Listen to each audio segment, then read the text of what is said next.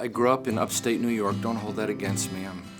I'm transplanted but homegrown here in Kentucky. I had a wonderful community in New York. My neighbor was a very interesting fellow. We lived right on the Hudson River, which is about a mile wide where I lived.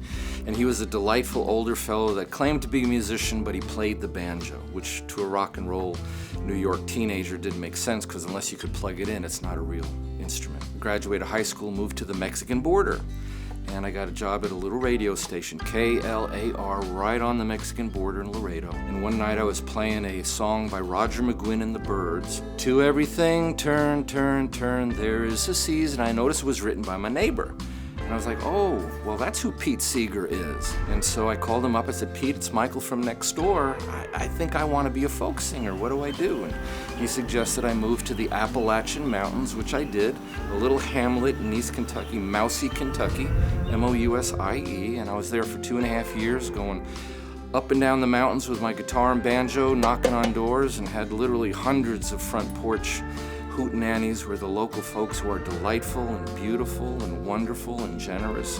They taught me a lot of the American folk music that Pete Seeger recommended that I go do instead of going to school. My school was the mountains. When I started performing professionally in the mountains, there's no place to play out there, so I was performing in schools, and I learned very quickly that when you live in the Appalachian Mountains, it'll take you about 2.5 hours just to start your trip to get to wherever you're going to perform. So I moved to central Kentucky, first Winchester, and I became a close friend of Homer Ledford, which to this day I wear his bolo around my neck every day. Central Kentucky became my home, it became my community, it became the place where I work. I don't work for a living here, I work for a living everywhere else.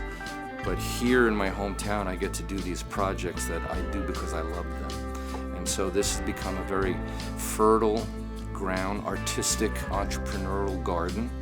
And it's one of the few places in America where you could pull off things like SongFarmers and WoodSongs Kids and the Troubadour Concert Series and everything else that we try to do here. Central Kentucky is unique in that its community is very artistic, very entrepreneurial, and very willing to participate. It's great. WoodSongs started with an idea in Homer Ledford's workshop in Winchester, Kentucky. I was watching him work with wood.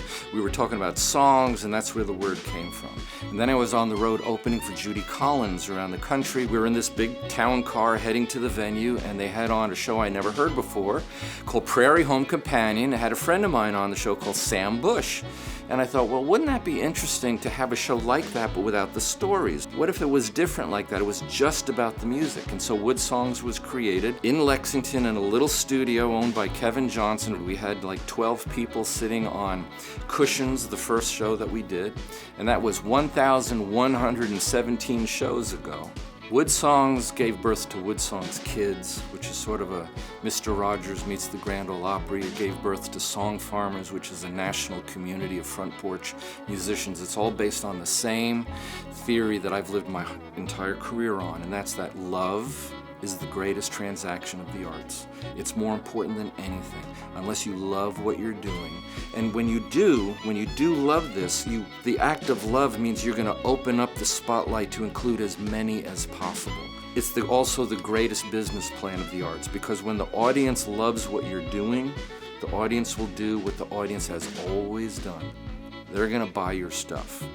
So yes, you can make a living in the arts, but unless it's based on love, then it's not going to last. And that's what drives everything that we do.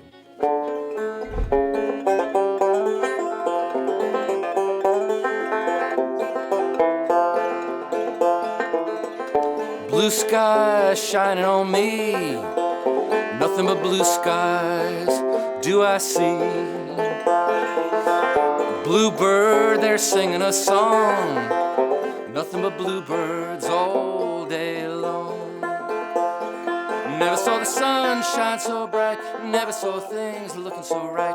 Noticing the day hurrying by when you're in love, my how they fly like blue days, all of them gone. Nothing but blue skies from now on.